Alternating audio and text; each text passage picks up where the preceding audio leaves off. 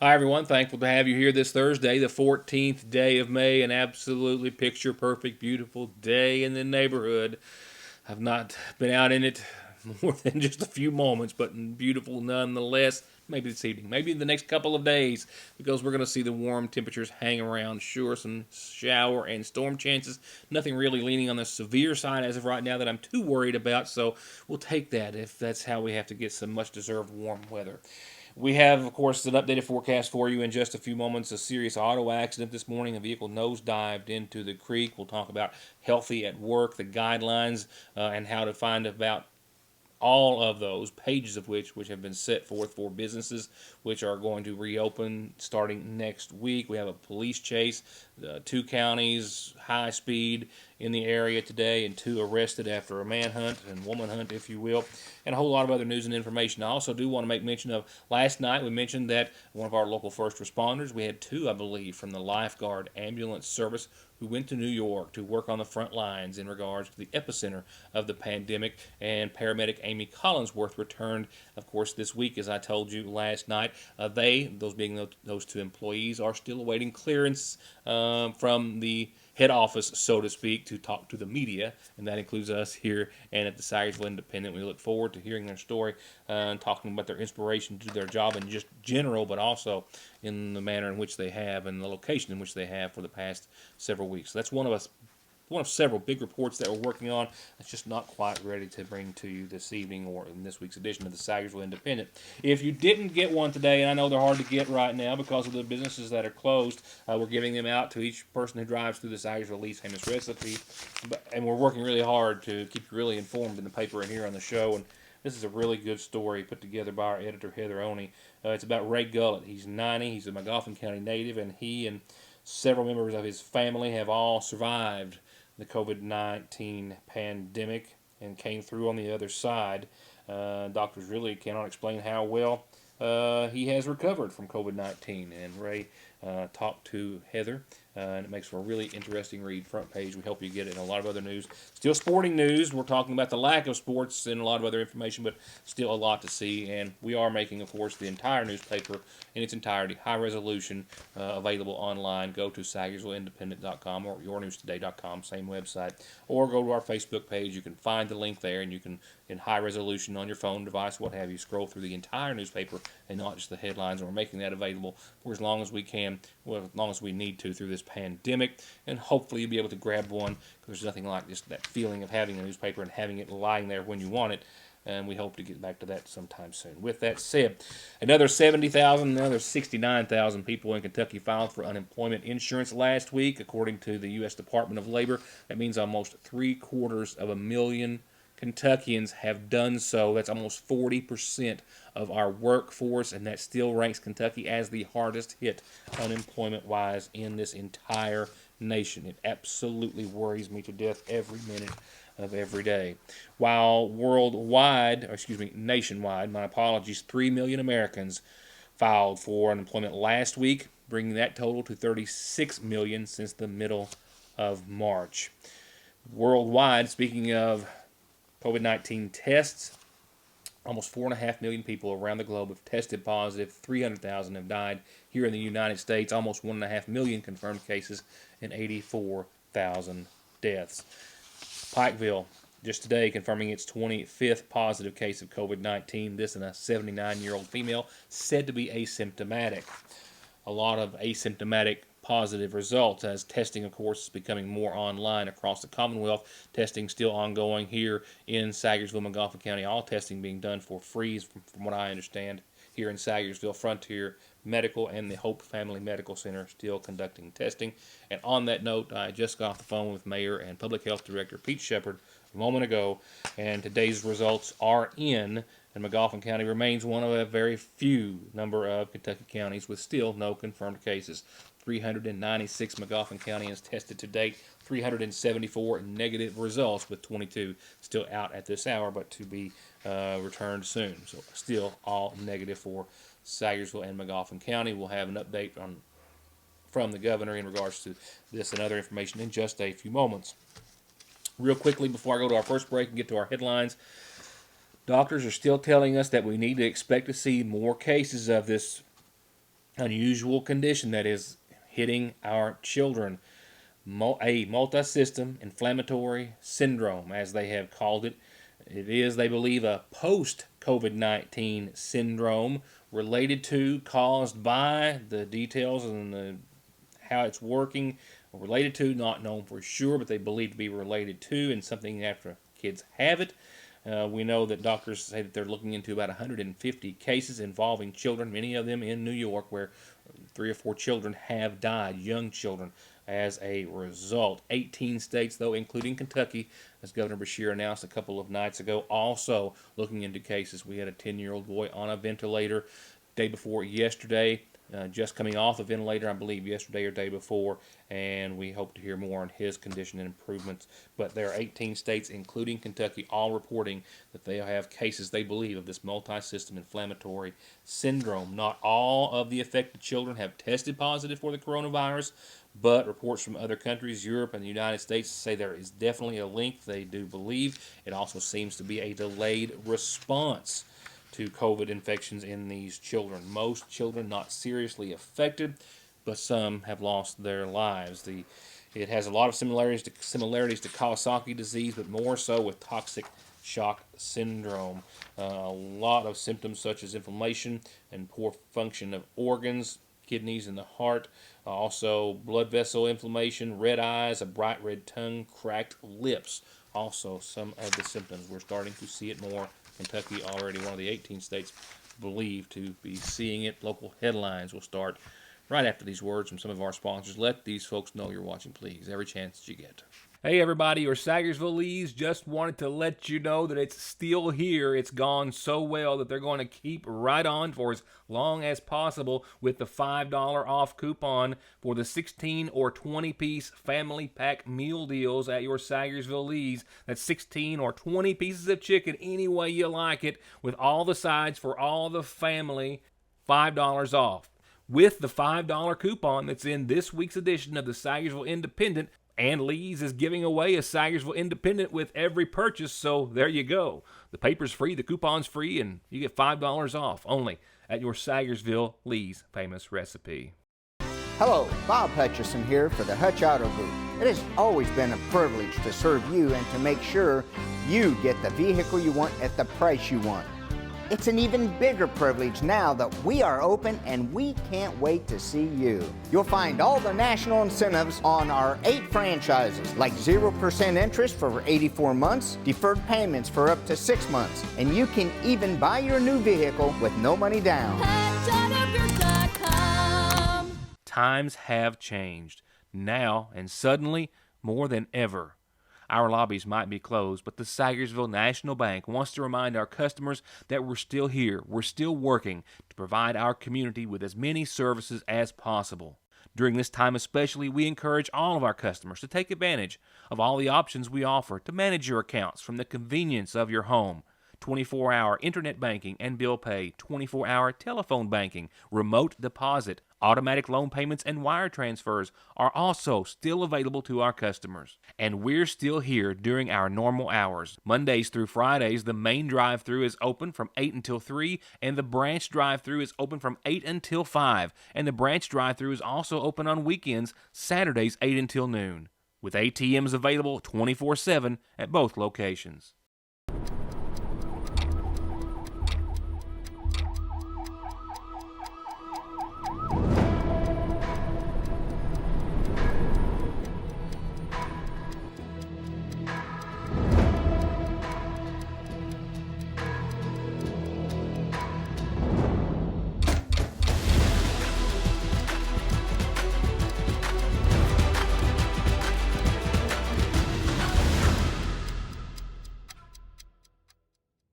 There is never a good time for a breakdown. They will happen, and your car at some point is going to need some repairs and maintenance. And Black Smoke Performance is open and here with professional, fast, safe service. And just in time for warm weather, they now have certified full air conditioning, diagnostics, and repair to keep you cool in whatever you drive.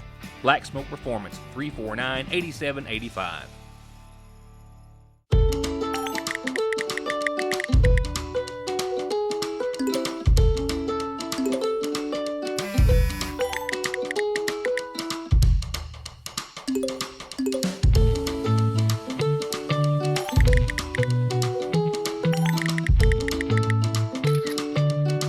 With the power to bring us together even when we're far apart, we keep families connected. We are you.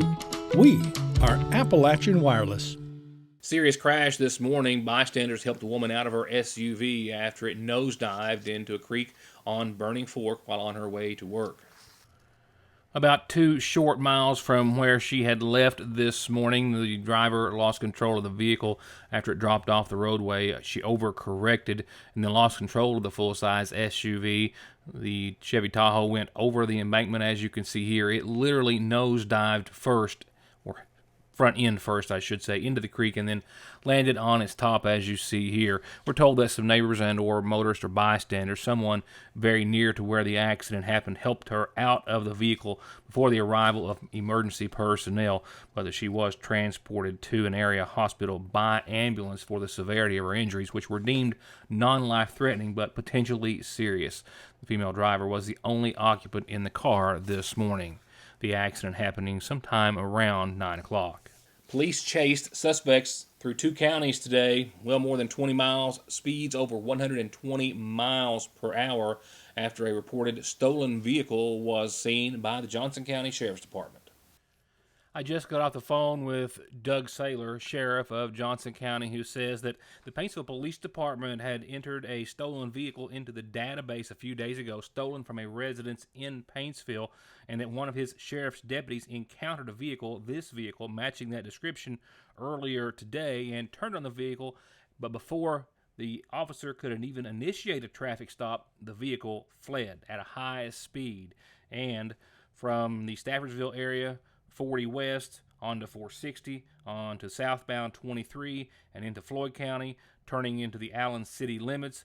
On Route 1428, headed towards the city of Martin, the vehicle then turned off on a side road. They call it Garbage Hollow. It's where the landfill is officially in that area, with 2 occupants jumping from the vehicle, abandoning it. The man and woman were found with the assistance of the Floyd County Sheriff's Department, who joined in with the pursuit, as well as the Allen City Police Department. Floyd County Sheriff's Department utilizing drones, as well as their K-9 unit Lita, which along with her handler, found the 2 suspects, a man and a woman, which had fled the vehicle. They're both facing numerous charges, which I don't have as of right now, but we do have their identity and some more information.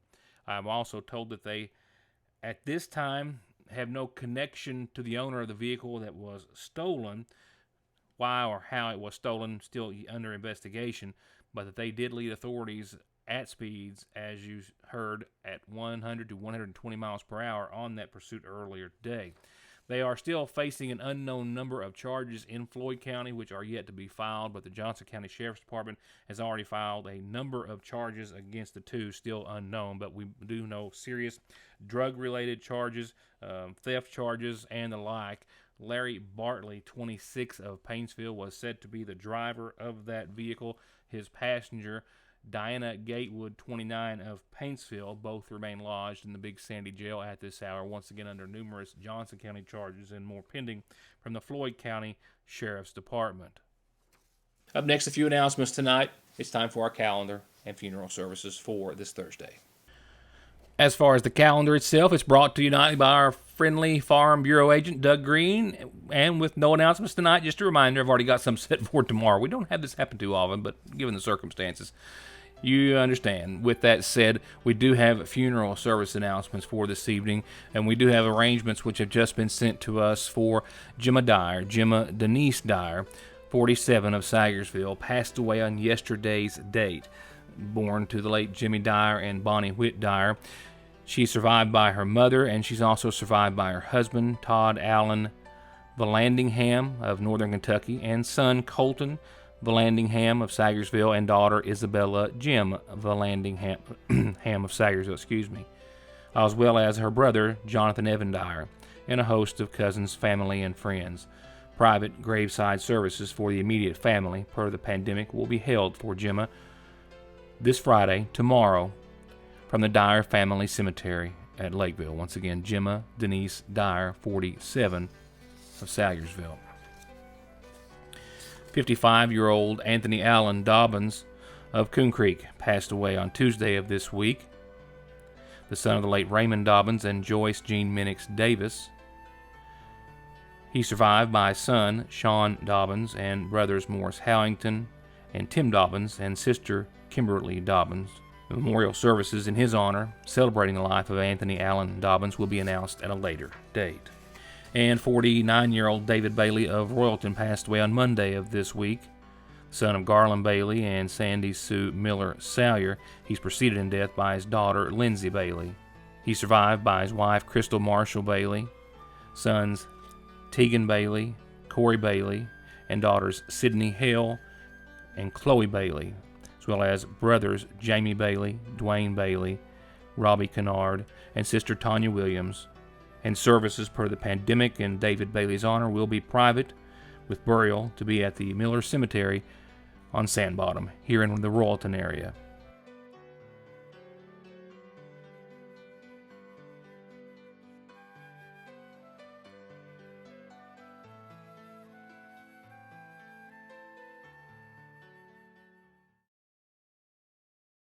Getting the best deal on the best tires with the best service has never been easier. Just log on to ConleyTire.net, check out the latest rebates, sales, and promotions, pick out the tires you want, and email, call, or come by. For huge savings from the family who's been proudly serving the area for over 32 years. Conley Tire in Staffordsville, 297-2424. Car accidents don't stop. Accidents at work don't stop. Disability and SSI cases don't stop. Your legal needs and concerns don't stop for the coronavirus, and neither does McFarland and Tinker. They are open, able to schedule appointments per CDC guidelines, and always available for telephone and video conferences. Please, be safe, be smart, stay home, and don't let your legal needs fall victim to the pandemic. Call McFarland and Tinker, and let them take care of them for you. Come to Parkway Pharmacy in Sagersville and get your prescriptions filled, your over-the-counter medications, and immune system boosters, all from the safety and comfort of your own vehicle, either in their drive-thru or with their new curbside service. You can also call ahead or just download the MyGNP app, that's Good Neighbor Pharmacy, and refill and manage your prescriptions right from your device, helping you and yours stay healthy and safe.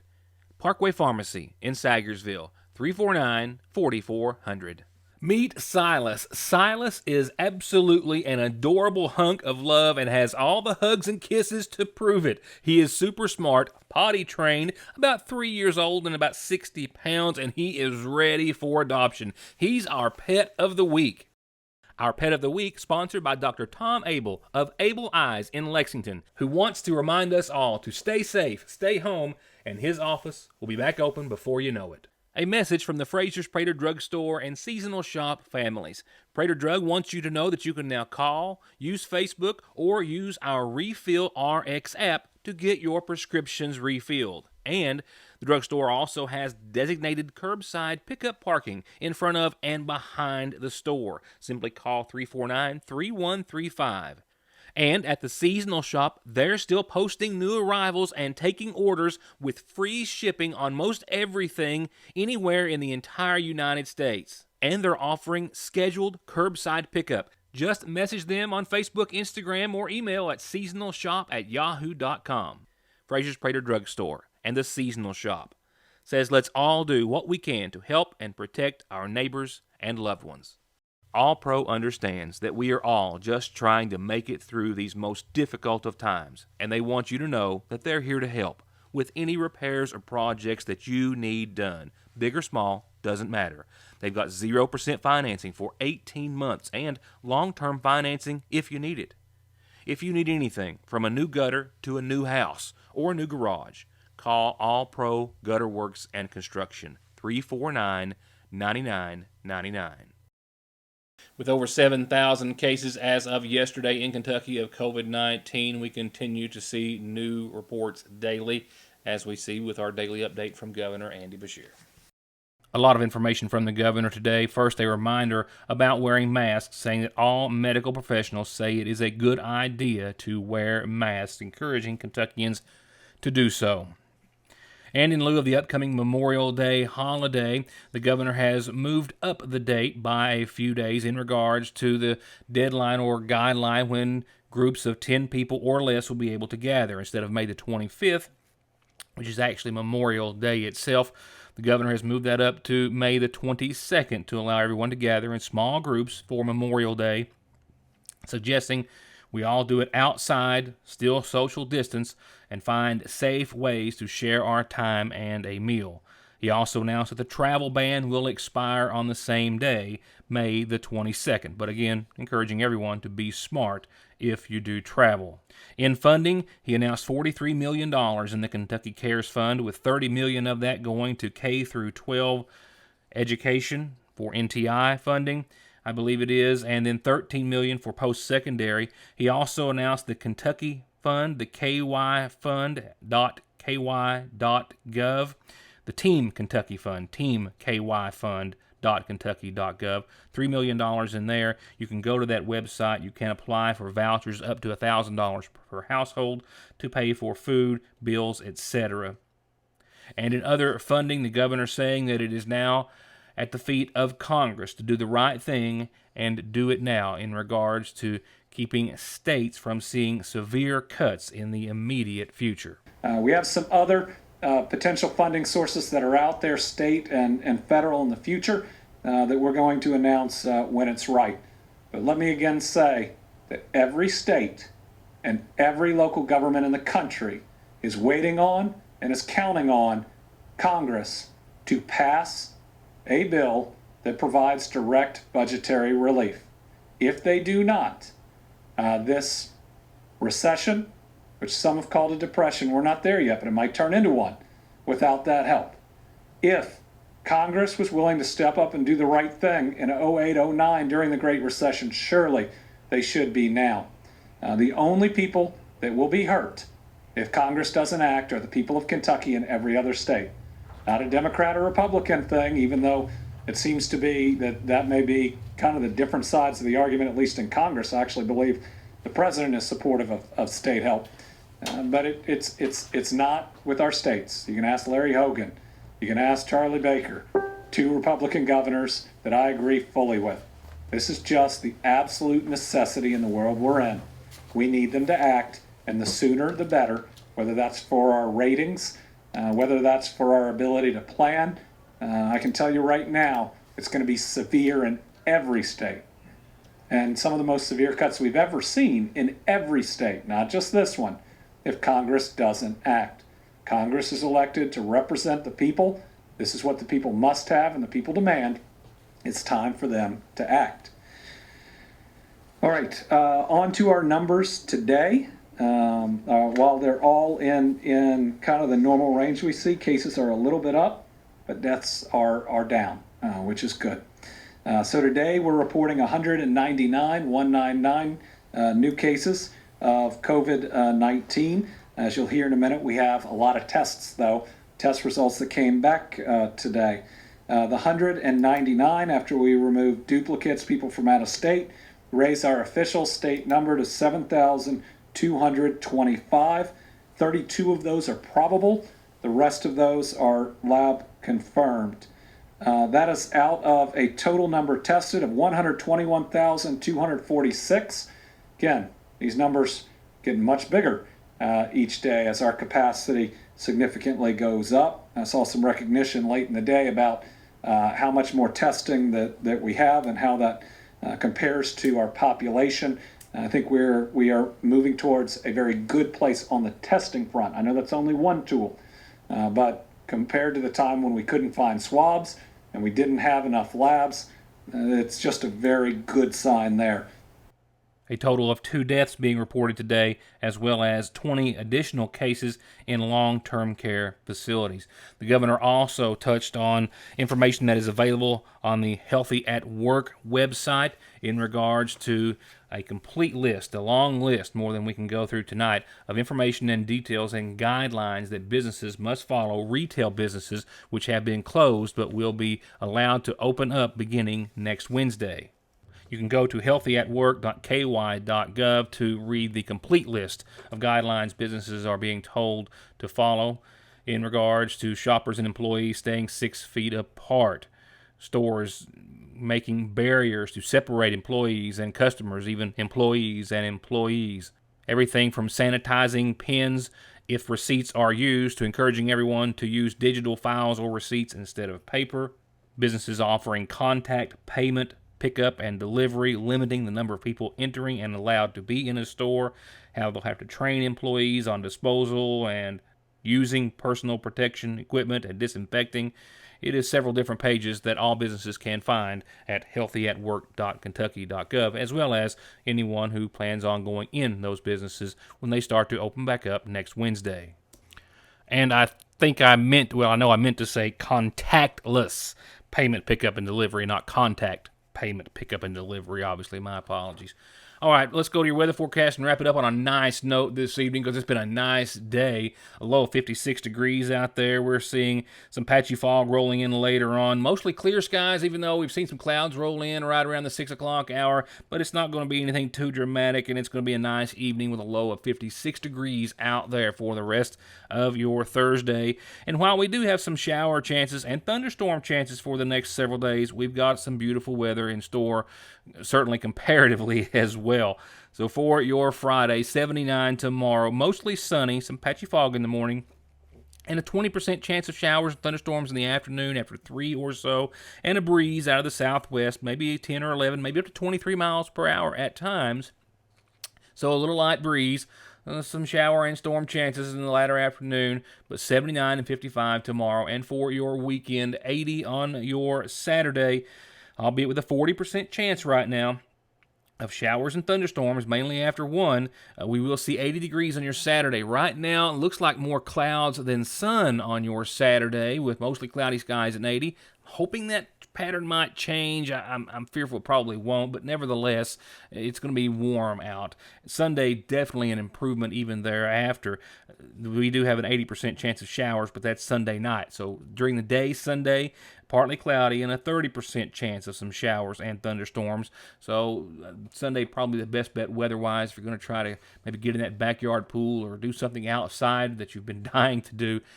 You might have to dodge a few showers, scattered showers, maybe a thunderstorm or two over the weekend, but this is going to be the best chance we've had in a while. So just be safe whatever you're doing and enjoy it if at all possible. After Sunday, we do cool down. The front that gives us those shower and storm chances Sunday night, well, knocks us down 10 degrees or better for the rest of next week. 71, mostly cloudy, and a 50% chance of continuing showers Monday. And there you're looking at it. Tuesday, Wednesday, and Thursday will be from 68 to hitting the 71-degree mark, then maybe mid-70s by Thursday. A little sun and a little shower chance pretty much sums up the first at least half of next week.